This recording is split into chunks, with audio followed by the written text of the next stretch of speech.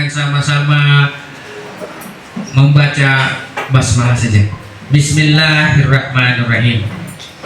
Iya, Bapak dan Ibu, sebelum kita memasuki acara inti kita, ya, kami perlu memperkenalkan dulu perangkat-perangkat yang akan kita gunakan, ya, supaya nanti Bapak Ibu tidak kesulitan. Karena nanti Bapak Ibu bukan hanya menerima materi atau mengerjakan tugas begitu saja, tapi Bapak Ibu juga akan belajar melalui platform LMS yang sudah disediakan.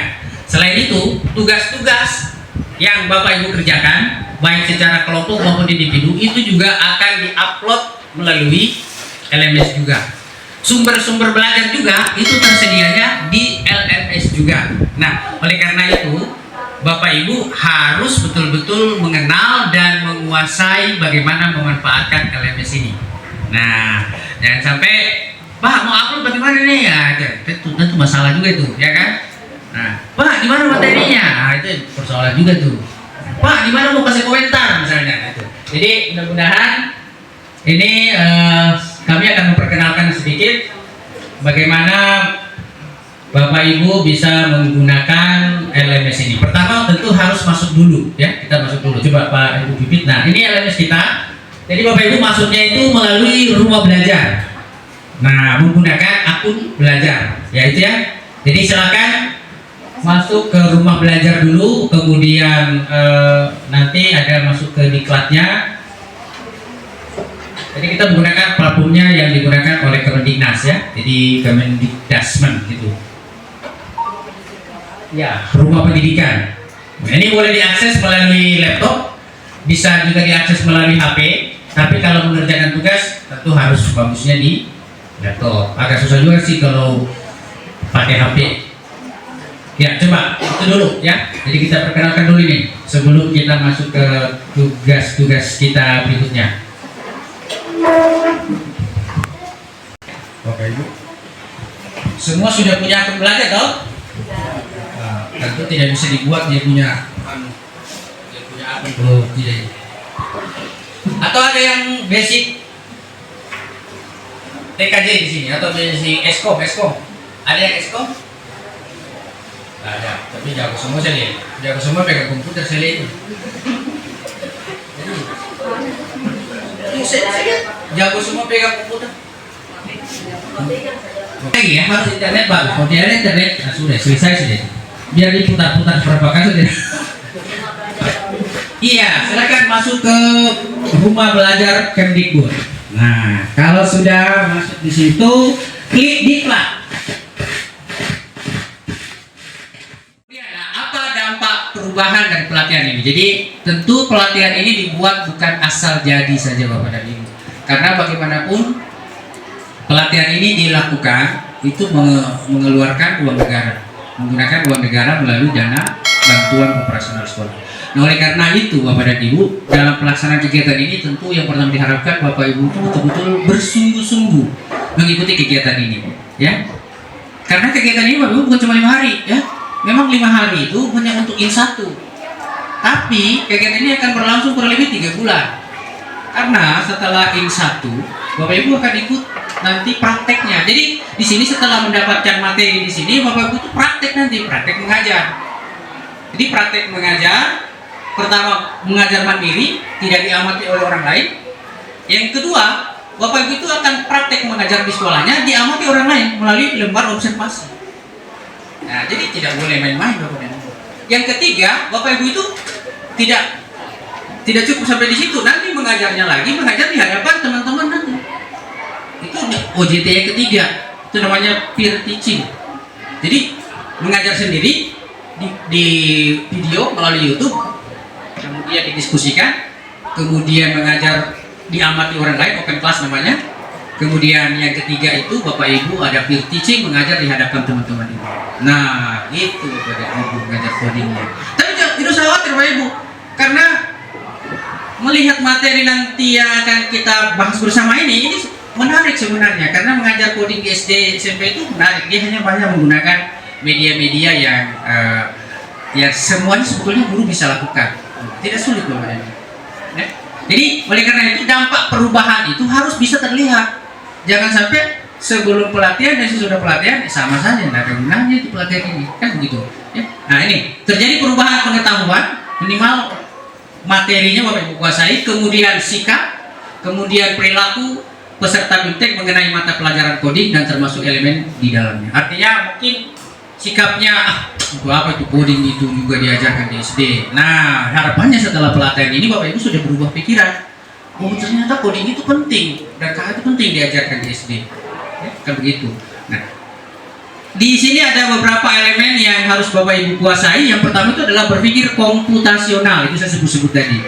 Ya. Jadi bagaimana melakukan abstraksi, kemudian dekomposisi dan seterusnya itu bagian dari berpikir komputasional. Kemudian literasi digital, ya kita ini hidup di dunia digital. Apalagi kalau kita bicara soal prinsip daripada pembelajaran mendalam, ya salah satunya lingkungan belajarnya itu adalah dengan memanfaatkan digital, kan begitu. Nah, jadi Bapak Ibu kalau belajar coding ini itu sudah menguasai pembelajaran mendalam sekaligus, tapi orang yang ikut diklat pembelajaran mendalam belum tentu dapat coding, dan pasti tidak dapat coding, Pak. Kalau di sini mengajarnya itu menggunakan pembelajaran mendalam, materinya coding gitu. Jadi beruntunglah Bapak Ibu di sini bisa dapat dua-dua gitu. Ya. Kemudian ada algoritma pemrograman. Algoritma ini Bapak Ibu tidak usah terlalu pusing. Algoritma itu kan langkah-langkah tahapan gitu ya. Sama saja ketika mau cuci piring, mau cuci pakaian, ada tahapan-tahapannya, langkah-langkahnya. Kalau dalam bahasa Inggris itu apa ya? Pelajaran apa kalau bahasa Inggris itu? Teh atau kopi gitu ya. Ada. Jadi gitu algoritma itu kayak begitu. Tidak ada orang bikin kopi misalnya, tuangkan dulu kopinya, tapi tidak ada gelasnya, kan tuang di mana coba? Tentu harus siapkan gelasnya, ya toh, panaskan airnya dan seterusnya dengan langkah-langkah. Nah itu algoritma. Kemudian analisis data. Nah Bapak Ibu, analisis data ini berarti ada matematikanya sedikit, ya pasti ya Bapak Ibu. Data kita itu penting juga karena salah satu faktor literasi dan numerasi yang menjadi konsen pemerintah saat ini itu adalah kemampuan membaca data, mengolah data, mengumpulkan data, membaca data, menginterpretasikan data. Nah, ini akan kita juga sampaikan bagian dari materi ini. Ada literasi dan etika kecerdasan artifisial. Nah, ini, jadi saya sampaikan tadi memanfaatkan KA itu tidak bisa seenaknya gitu ya. Tetapi juga kita ada aturan-aturan lain yang harus kita taati bersama. KA ini kan makhluk cerdas ciptaan manusia juga, tapi bisa jadi merugikan manusia kalau tidak digunakan secara bijak. Apa-apa ditanya sama AI, apa-apa tanya sama AI. Dampak lain apa? Bisa jadi karena terlalu banyak menggantungkan semua informasi kepada AI, otak kita juga jadi tumpul, tidak bisa berpikir lagi. Kenapa? Ada sudah gampang, tadi sama AI. Nah, makanya selalu saya bilang begini, guru bikin soal pakai AI, siswanya jawab pakai AI. Terpaksa AI dengan AI kasih bertarung, gitu kan? Baru kita nilai ya dia. Yang aneh kita nilai bagus itu, karena yang bagus itu AI-nya yang menjawab gitu. Berikut.